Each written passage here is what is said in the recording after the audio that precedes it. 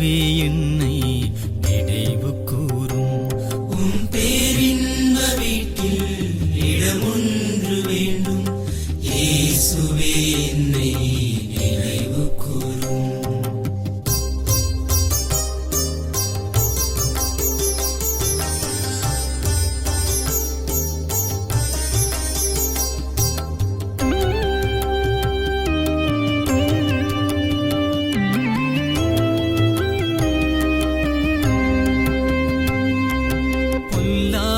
சொற்படி நடவாமலும் பாவிகளின் தீவழியில் நில்லாமலும், புல்லாரின் சொற்படி நடவாமலும் பாவிகளின் தீவழியில் நில்லாமலும், கரம் பிடித்து வழி நடத்தும் இயேசுவே என்னை நினைவு கூரும். இயேசுவே என்னை நினைவு கூரும். உம் பேரின்ப வீட்டில் இடமொன்று வேண்டும். இயேசுவே என்னை நினைவு கூரும்.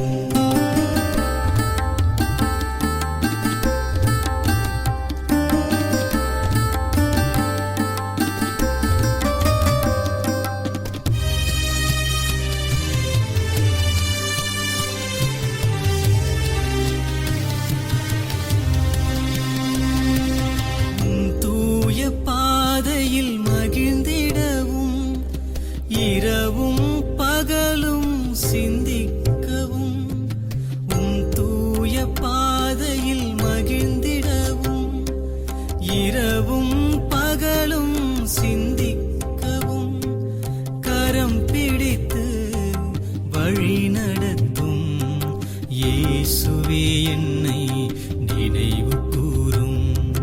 இயேசுவே என்னை நினைவு கூரும். உம் பேரின்ப வீட்டில் இடமொன்று வேண்டும்.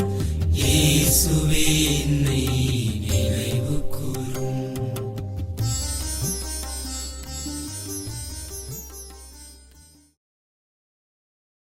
நவம்பர் மாதம் 12ஆம் தேதி, பொதுக்காலம் 32ஆம் வாரம், புதன்கிழமை.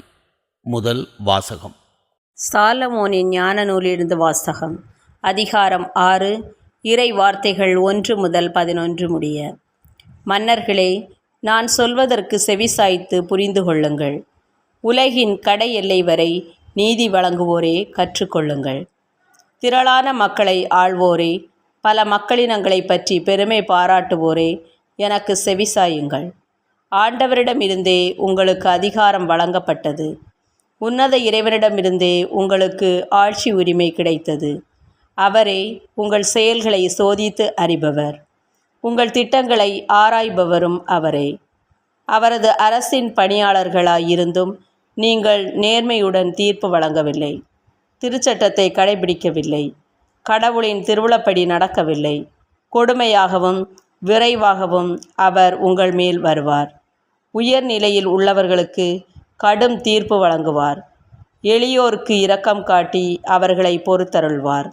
வலியோரை வன்மையாக தண்டிப்பார். அனைத்திற்கும் ஆண்டவர் யாருக்கும் அஞ்சி நடுங்க மாட்டார். உயர்ந்தோர்க்கென்று தனி மதிப்பு அளிக்க மாட்டார். ஏனெனில் பெரியோரையும் சிறியோரையும் படைத்தவர் அவரே. எல்லாரும் ஒன்று என எண்ணி காப்பவரும் அவரே. அவர் வலியோரிடம் கண்டிப்பான கணக்கு கேட்பார். எனவே மன்னர்களே, நீங்கள் ஞானத்தை கற்றுக்கொள்ளவும் நெறிபிறழாது நடக்கவும் உங்களுக்கு நான் கூறுகிறேன். தூய்மையானவற்றை தூய்மையாய் கடைபிடிப்போர் தூயோர் ஆவர். தூய்மையானவற்றை கற்றுக்கொண்டோர் தங்கள் செயல்களை முறைப்படுத்த வழி காண்பர்.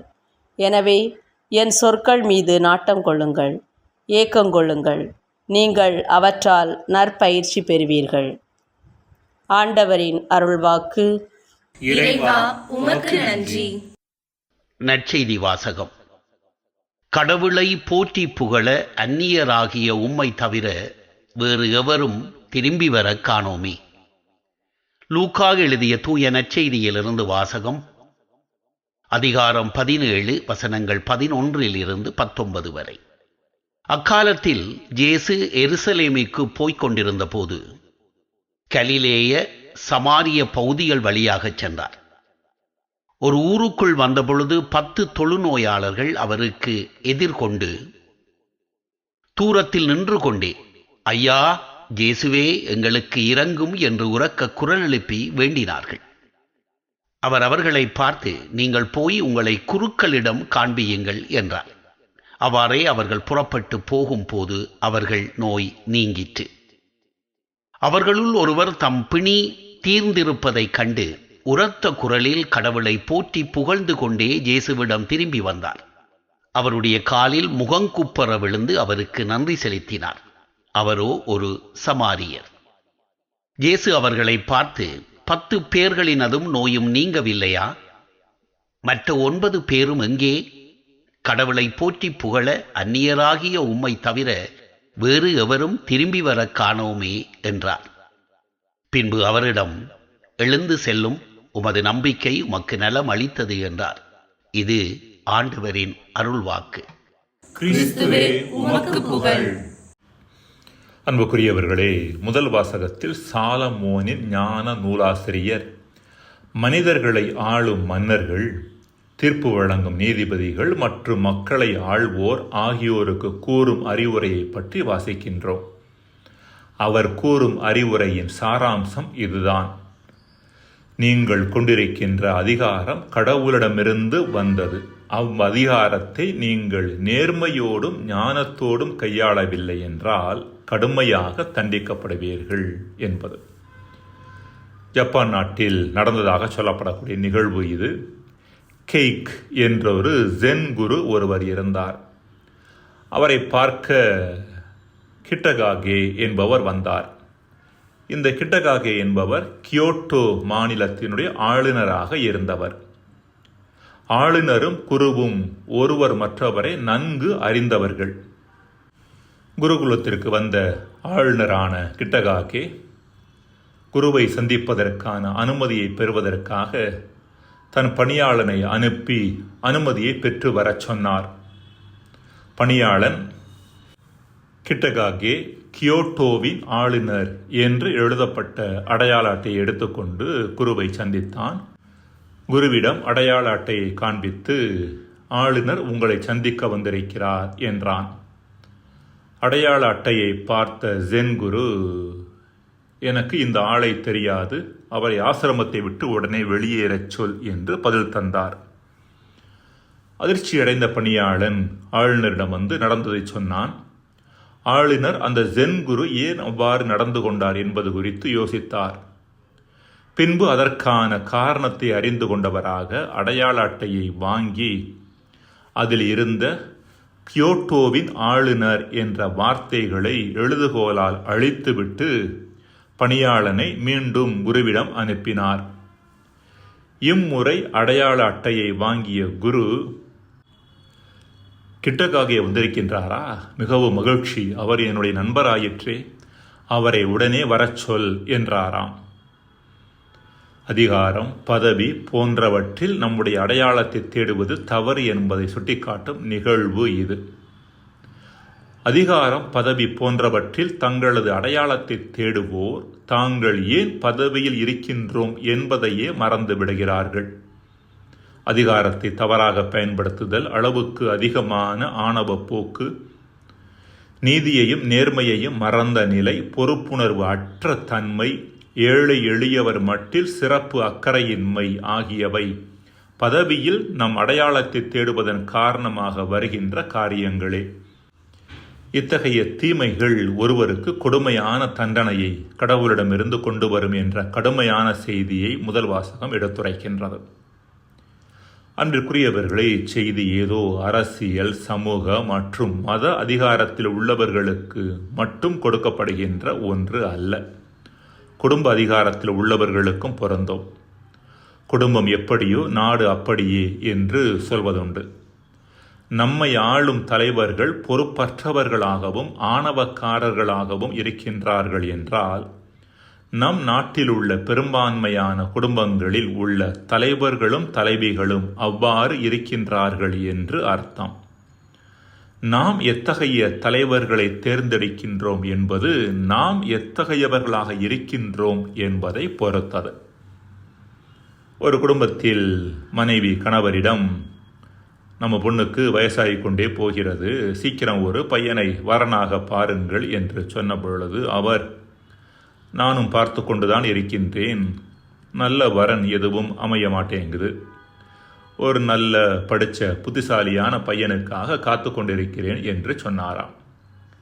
மனைவியோ, என்ன நீங்கள் எங்கள் வீட்டில் இப்படியா நல்ல படித்த புத்திசாலியான பையனுக்காக காத்துக்கிட்டு இருந்தாங்க, நீங்கள் வந்து பொண்ணு கேட்கும்போது கட்டி கொடுக்கலையா, அது மாதிரி சட்டுப்புட்டுன்னு ஒரு பையனை பாருங்க என்றாராம். மன்றாடுவோமாக. இறைவா, எங்களுக்கு கொடுக்கப்பட்ட அதிகாரம் சிறிய அளவில் இருந்தால் கூட அதை பொறுப்புணர்வோடும் ஞானத்தோடும் பயன்படுத்த எங்களுக்கு வரம் தருவீராக. ஆமேன்.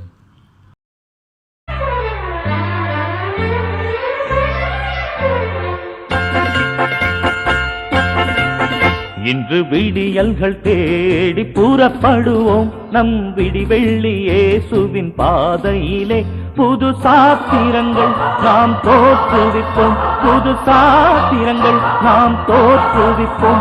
உயர் தலைவன் இயேசு நம்மை அழைக்கின்றார். இன்று விடியல்கள் தேடி புறப்படுவோம், நம் விடிவெள்ளி இயேசுவின் பாதையிலே.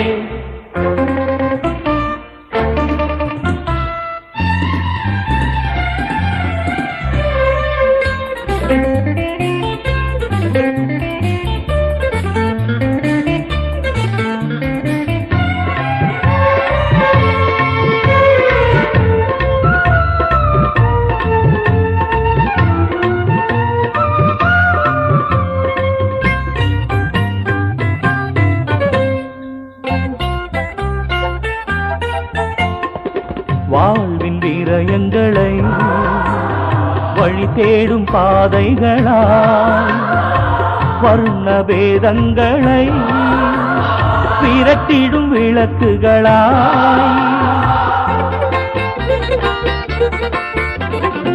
வாழ்வின் வீரயங்களை வழி தேடும் பாதைகளாய், வர்ண வேதங்களை விரட்டிடும் விளக்குகளாய்.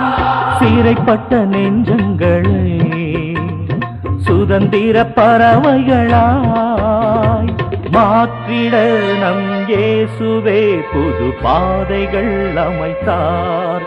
இன்று விடியல்கள் தேடி புறப்படுவோம், நம் விடிவெள்ளி இயேசுவின் பாதையிலே.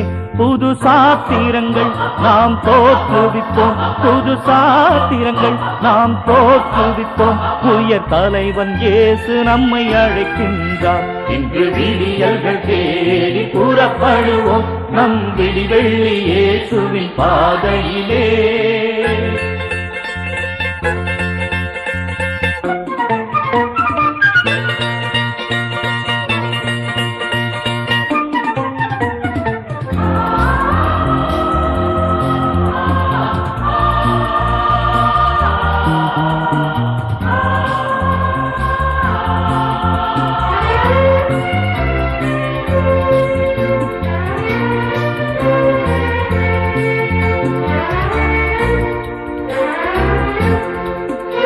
மாந்தர் உணர்வுகளை மதித்திடும் பண்பினையும், பழிக்கும் சுற்றங்களை மன்னிக்கும் பெருமனமும்,